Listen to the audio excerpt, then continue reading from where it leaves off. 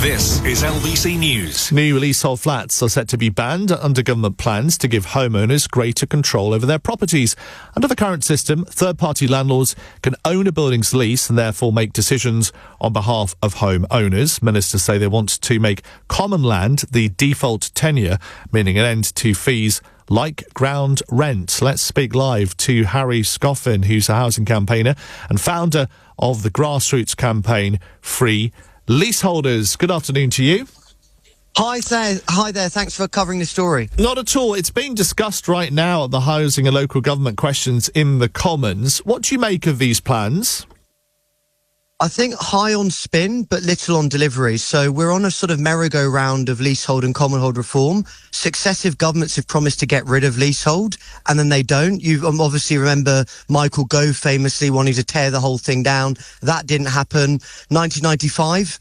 fresh-faced Tony Blair signed off on a document by Nick Rainsford and the late Frank Dobson, all new flats would be commonhold, and then it doesn't happen. So it's a combination of very deep vested interests that go right to the top of the government and basically inertia in government. Unless you've got number 10 driving this thing, it's not going to happen. So the key thing for us is they've made this announcement, there's a white paper, whippity-doo, but most of the work has already been done by the Law Commission half a decade ago. So why are we reopening the debate? Labour have made some really strong commitments in the manifesto. Why is there this can kicking? And the government is still committed to a 4 to 5 year timetable. That's 4 to 5 more years for leaseholders to be looted in their homes. So what would you like to see happen? You're not happy with the current white paper as it is? It's about making sure that everyone that wants to buy into Commonhold can. And the fact that's just bizarre is they're going with the same qualifying criteria that was put there by the Conservative government all these years ago.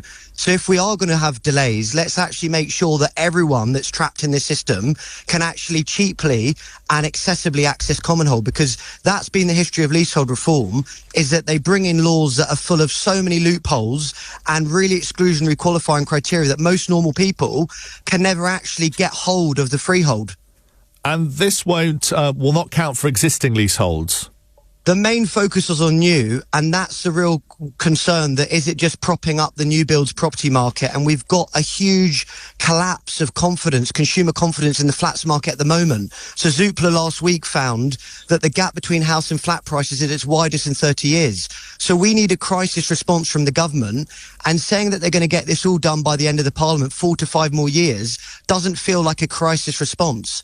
The Housing Minister Matthew Pennycook's just confirmed in the Commons the government will not cap service charges for leaseholders.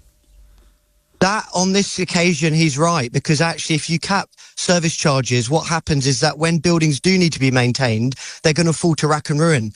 The real choice is getting it out of the hands of these freeholders, many of whom are like offshore investors that are just there to plunder a building and basically extract as much income out of the hapless homeowners as possible. So you've got to give control to the paying leaseholders, and ideally them as common holders, because I think commonhold, it's a great concept, but we've been around the houses on this for decades. Thatcher was pushing commonhold in the late 1980s. John Major, the Conservatives are the first party to push this in 1992, so before I was even born. And we're going round and round and round about how complicated it is. All the vested interests want this to go on for another 4 to 5 years. And I think what happens is if you leave it a few minutes before a general election, is the government will run out of precious political capital and time. So in a word, you're not convinced by these government plans, the latest ones under Labour? No, it feels like they're coming out very much because they're feeling the heat in the media, they're feeling the heat of campaigners, but we need that acceleration of the timetable, because when most of the work's been done by the last government and the Law Commission, they need to get on and do. Obviously, if they're going to completely change the proposals put forward by the last government, then maybe take more time. But many of our members are in a desperate situation, and they're worried. If you're banning leasehold for new flats and not banning it for existing, you're creating a two-tier market. You know, we don't want two-tier care. We want to make sure that Commonhold is not just there for future home buyers, people that aren't even born yet, but people that are already being exploited in the system. So I think that's the real message, and the government need to get on and accelerate the changes. They need to be bringing forward this leasehold and Commonhold reform bill and getting it onto the statute books no later than the second session of Parliament. That's 2025-26. You know, it's not rocket science. We've put man on the moon. We can get rid of this inherently exploitative, corrupt legal system that basically England and Wales are famous for in the world as really the only countries that practice this on home ownership. Harry Scoffin, housing campaigner and founder of grassroots campaign Free Leaseholders. Thanks for putting your views across.